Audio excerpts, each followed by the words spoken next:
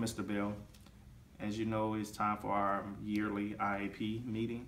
So what we'll be doing today is we'll be going through Matt's plan as we're going forward and seeing what his transition is going to look like after graduation. Just going through some of the demographics. As you know, he's 11th grade. He's currently serving in the ASD classroom. He's 19 years of age. He's diagnosed with autism, language impaired, and needs assistance for occupational therapy.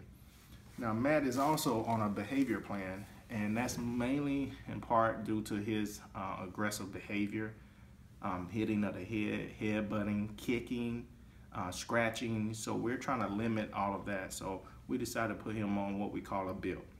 Again, that's a behavior intervention plan. Thank you. I know you've been kind of requesting that, so we've moved in that direction and was able to get it approved. So most of his behaviors are associated with pains and toothaches and frustration with performing undesired tasks such as academics. Now, as you know, we're not getting much academics done at the current present time, but we're trying to work to get over his behaviors as we kind of implement some things to him slowly. So if you're looking at your draft, could you turn to page 2?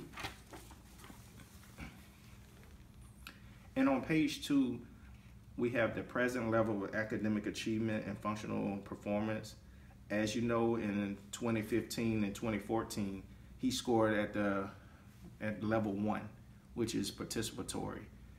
Basically, that is saying that Matt graded out at the lowest level, and he pretty much was even keel all the way through all of the tests. Now, one thing about Matt, he's a great young man. Unfortunately, a lot of people can't see who Matt really is, and they don't get to see his emotionally who he is. But the fact is that Matt, he's a great kid. He just have a hard time articulating that to others and his peers. Now, Matt has shown a lot of aggression with regards to staff and authority figures in general, but we're trying to work with that. One aspect that we're using, or one strategy that we're using, is a PEC system. The way the system works, and I sent one home with you, I think it was about a year ago, right? And then again, I sent a revised one probably about 2 weeks ago. Have you been using that? All right, great. So we're still on par with that. So with regards to the PEC system, the way I'm hoping that you're implementing it at home is that Matt will have to, before he wants something, let's say food, before he want to go to the toilet, he should point to one of the pictures to let your daughter know that he has a need. That right there will take Matt to the next level, we feel, in his education process. Now, unfortunately, right now we're starting with baby steps, but I think we're making some steady improvement, much more so than where he was last year this time. So we're ecstatic about that. If you would turn to the goals page, it says goal number 1, which is a curriculum and learning environment. Matt will be able to sit at a desk and attend to a variety of tasks for 4 minutes and 3 out of 5 opportunities. Basically, right now, Matt is functioning at 2 minutes. We need Matt to be able to sustain some academic rigor, and we would like to see him sit at the desk and attend to those various tasks for up to 4 minutes. So we want to double his current time. So goal number 2, which is also curriculum and learning environment. He will follow directions 2 out of 5 times per period. So in this goal, we would like to see him be able to transition from one pretty much preferred activity to one unpreferred activity. His preferred activity currently is watching YouTube videos like Barney. He also likes to watch He-Man, various things that he likes to watch.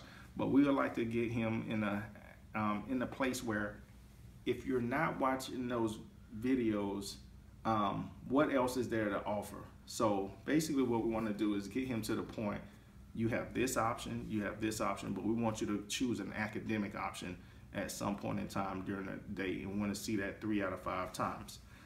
These things would include like come here, sit, stop, stand up. These would be our verbal prompts that we give him, or he can suggest that through his PEC center again. Goal number 3, when requested, Matt will give up an item. Now, what we're talking about here is a movie, or particularly his stuffed animals that he like to carry to school. I know.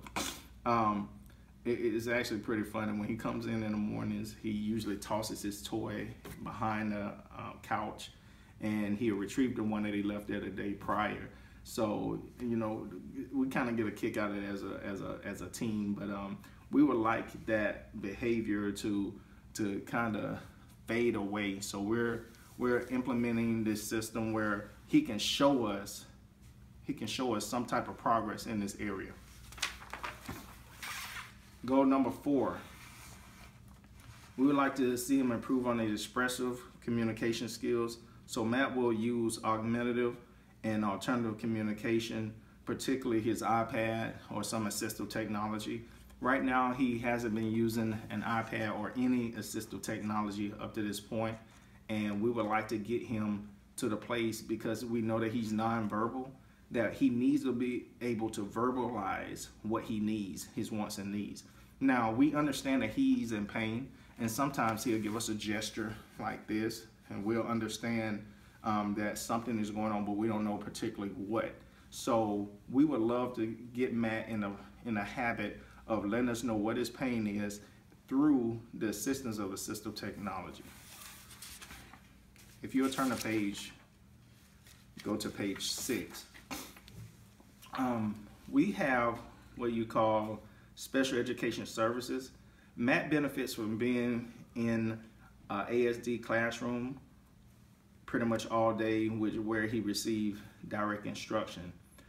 For his needs, which is he's autistic, language impaired, and he also has assistance for occupational therapy, most of that will be done in-house. Even his speech pathologist will come down to the room and assist and do her sessions in there.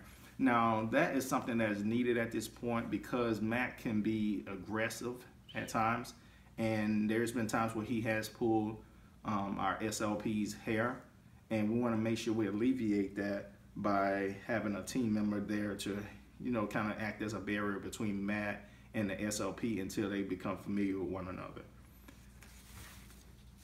If you will also turn to page 7, we're going to talk about his transition services. How was Matt input attained? Matt tends to be more of a visual learner and high interest in technology, so we tried to test him out. The last official test that he took, again, was the Florida Alternative Assessment, where we know that he graded out in 1s. He wasn't very, what's the word I'm looking for? He wasn't too inclined to give us the results that we needed on various tests that we need due to his aggression, so we're working in those areas. His goals for post-secondary education, the first thing is to obtain a standardized diploma, and then next is for him to prep for training, vocational training with an adult service. Matt right now doesn't toilet independently, and we need Matt to start toileting independently, and we also need Matt to show some type of progress with regards to our vocational work. There are days where every day we go to the cafeteria, there are days when Matt does not assist the rest of the class due to his aggression, so we leave him there with his one-on-one. This doesn't help Matt to obtain the goals that we're fighting so hard to get him to. So right now we're gonna take baby steps once again, and what we decided to do is we got a sorting system right next to his computer. And the way that this works is that we put like forks in one bin, we put spoons in another. We'll pull the forks and spoons out, we'll mix them up, and he will have to sort them into the proper bin. That has kind of been our model right now, and hopefully we can move Matt to doing pizza boxes. We can move him to doing juice boxes, where he also we can take him to do the pantry in the front of the school where he can stock cans. So this would help if he was to get something like a third shift job with assistance. He possibly could start stacking cans on a late shift or something, but with minor assistance, if you will. Now, Matt plan for right now, as far as living independently, is non-existent. So he will always have to have some type of assistance, whether it be in the house or whether it be through an assisted living facility. So we want to make sure that we make him as self-sufficient and as efficient as possible going forward. We need Matt to show some type of progress in these areas in order for him to be successful. So we've introduced such programs as Shepherd Software. It has a lot of great games like math, reading, social studies, geography, all into this one system, and it's a free system. So it's something that you can download at home.